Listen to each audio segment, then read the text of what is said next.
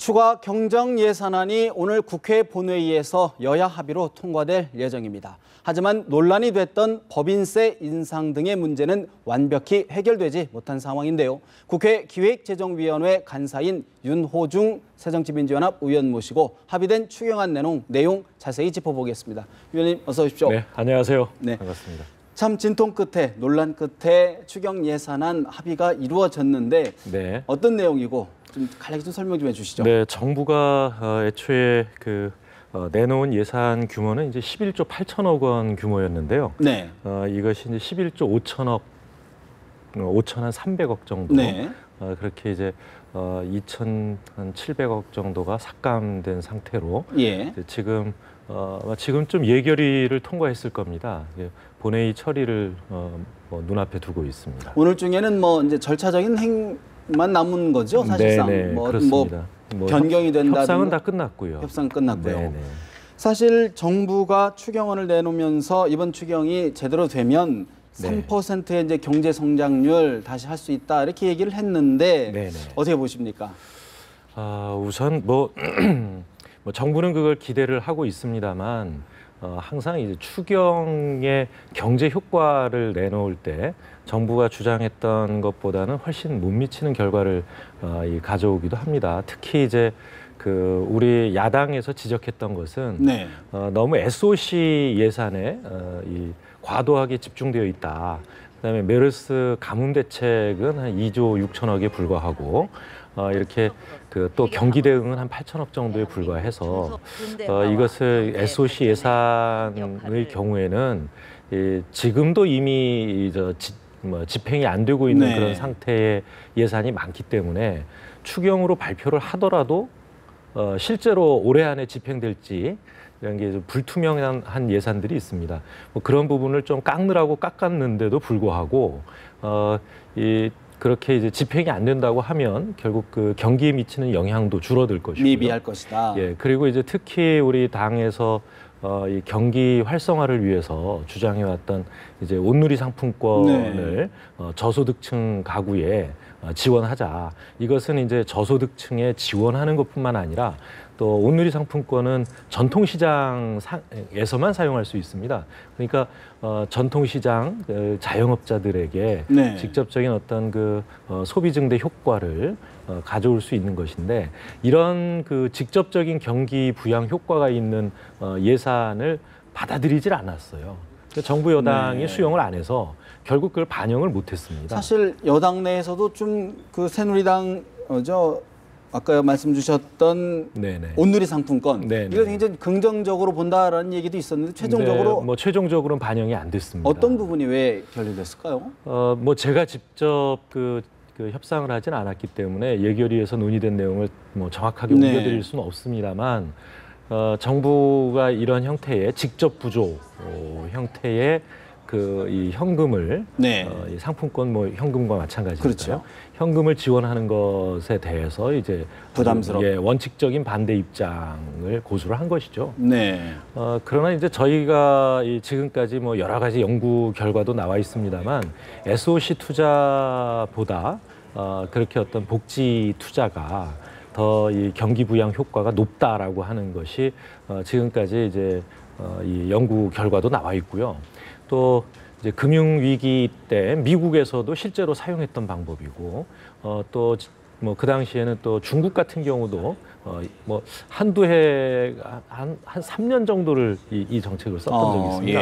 그러니까 내수 증대를 위해서 그렇기 때문에 이것이 정부에서 이런 정책을 아직도 이렇게 이 거부 반응을 보이고 있다는 것은 참 안타까운 일이다 이렇게 생각을 합니다. 오히려 경기 침체를 위해서는 그런 직접적인 투입, 직접 주사가 필요한데 그런 부분이 이루어지지 않았다는 아쉬움이 있는 거고 또 그뿐만이 아니고요. 그러니까 저희가 이제 법인세 정상화라든가 이것을 이제 주장을 했는데 당연히 지금 추경 논의하면서 무슨 세법 손보자 이런 것은 아닙니다.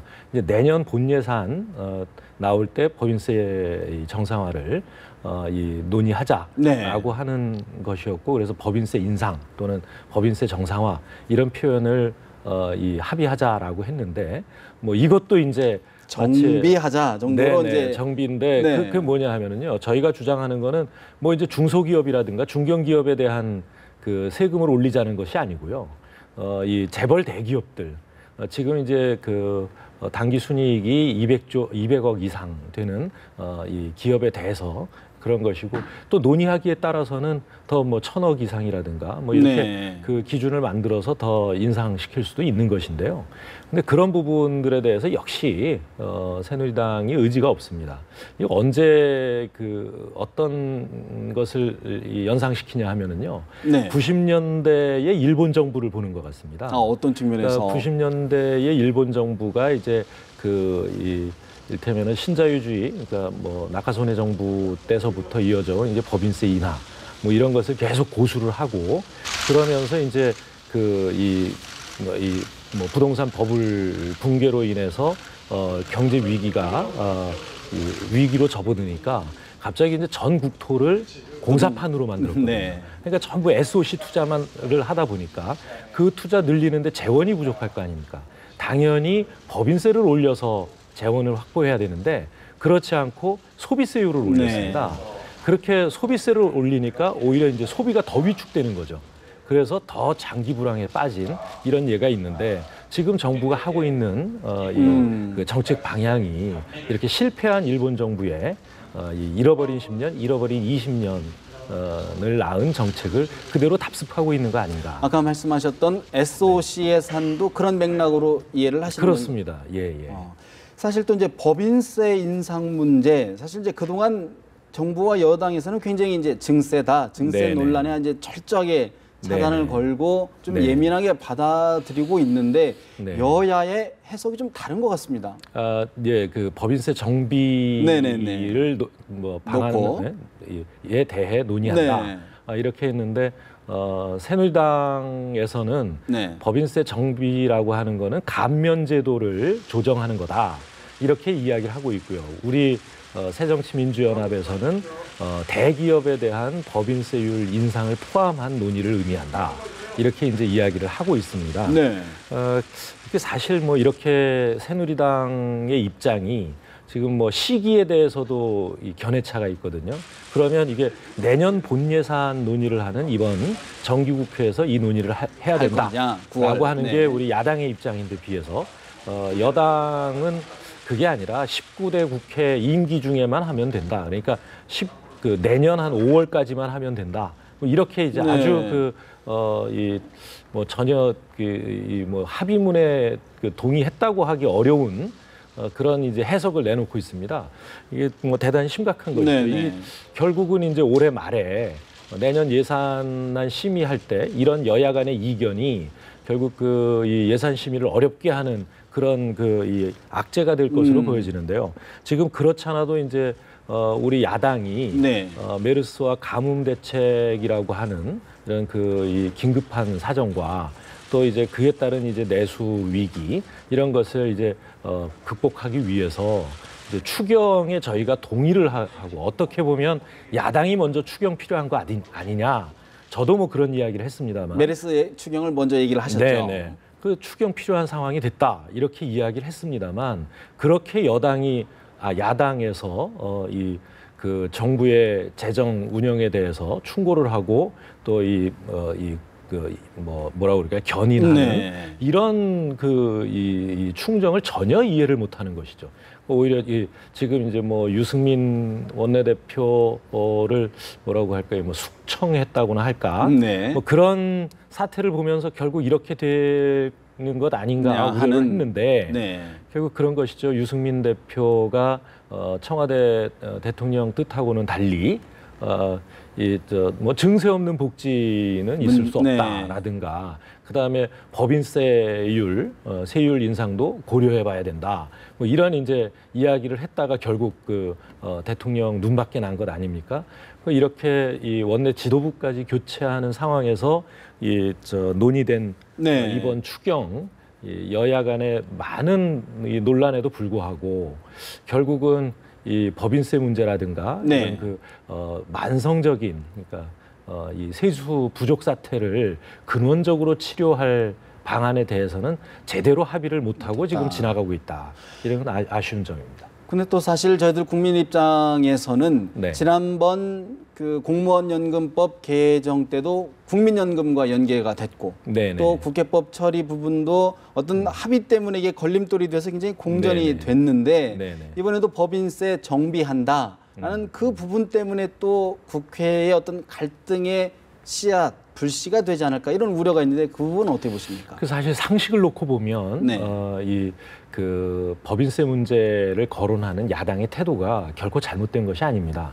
왜냐하면 정부가 11조 규모의 네. 11조 이제 확정된 거는 5천억입니다만 규모의 추경을 요청하면서 네. 5조 6천억에 달하는 세입 경정 예산안을 가져왔습니다. 그러니까 5조 6천억 정도가 올해 또 세수가 구멍이 날 것 같으니까 이것을 메워달라라고 가져온 것이죠.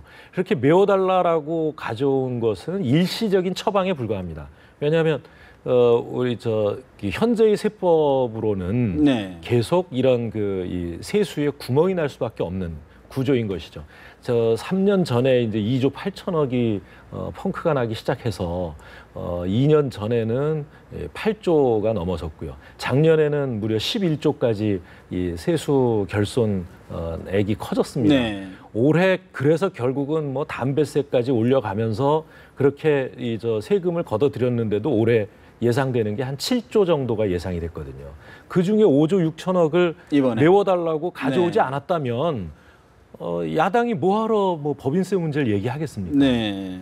세수 결손을 메우겠다고 하니까 그냥 일시적으로 메워서 빚내서 메우는 게 아니라 근본적인 대책을 가져와라 이런 거죠. 이번에 5조 6천억의 그 세입 경정을 하면서 실제로 이 발행 동의를 해달라고 네. 가져온 그러니까 이 국채 발행 규모가 9조를 넘습니다. 그러면 이것은 이제 올해 본 예산에 33조의 그 국채를 발행했거든요. 근데 지금 9조가 더해지면 올 한 해 동안 42조의 빚이네요. 정부 빚이 생기는 네. 겁니다. 이렇게 심각하게 빚을 많이 지은 뭐 이전까지 20조만 돼도 네. 빚 많이 진다고 그랬습니다.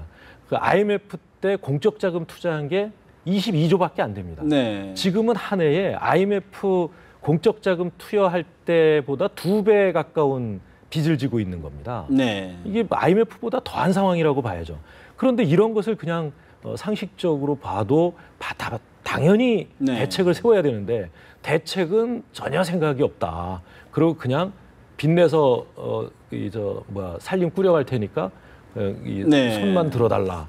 이게 어떻게 야당이 가만히 있을 수 있습니까? 어쨌든 뭐 정부 여당에서는 이번 추경안이 경제 회복의 마중물을 삼겠다라고 했으니 어쨌든 좀 지켜봐야 될 것 같고요. 저희도 지금 오늘 이제 그 단비가 내렸습니다만 중부권에 우리 이제 뭐 특히 이제 내수 경제 또 자영업자 소상공인 이런 분들에게 정말 단비 같은 추경이 됐으면 좋겠습니다. 그런 마음입니다. 네.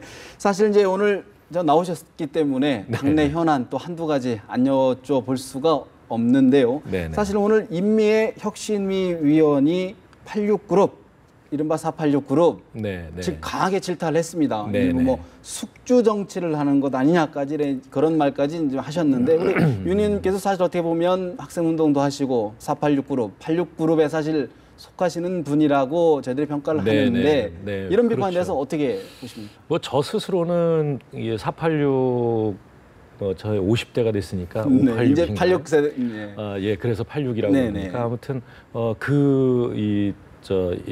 연배에 속하는 정치인입니다만 저는 이제 지금 당에 27년 동안 쭉 젊었을 때부터 그 일을 해온 다소 이제 정치 입문 과정은 좀 다릅니다. 다르죠. 네. 그러나 같은 세대 정치인으로서 우리 86세대라고 하는 분들에게 저도 한마디 하고 싶은 말이 있습니다.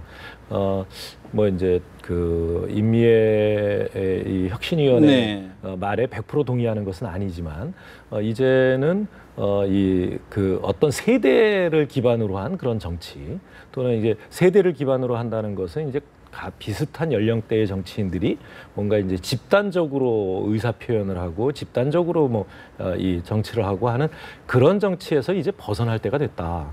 자기가 추구하는 정치의 이 그 가치 그것이 무엇인가라고 하는 것을 내놓고 이 국민들로부터 이 정말 그 민낯으로 평가를 받아야 될 그럴 때가 되지 않았나. 이렇게 네. 생각을 합니다. 거기에 대해서 86세대라고 할 수 있는 그 세대의 정치인들은 정말 자기 개발도 해야 되고 자기 혁신도 해야 되고 이 노력을 더 많이 해야 된다고 생각합니다. 알겠습니다. 당내 현안에 대해서는 다음 기회에 다시 한번 또 모시고 좀 자세히 짚어보겠습니다. 예. 네네. 오늘 말씀 여기까지 듣겠습니다. 고맙습니다. 네, 감사합니다.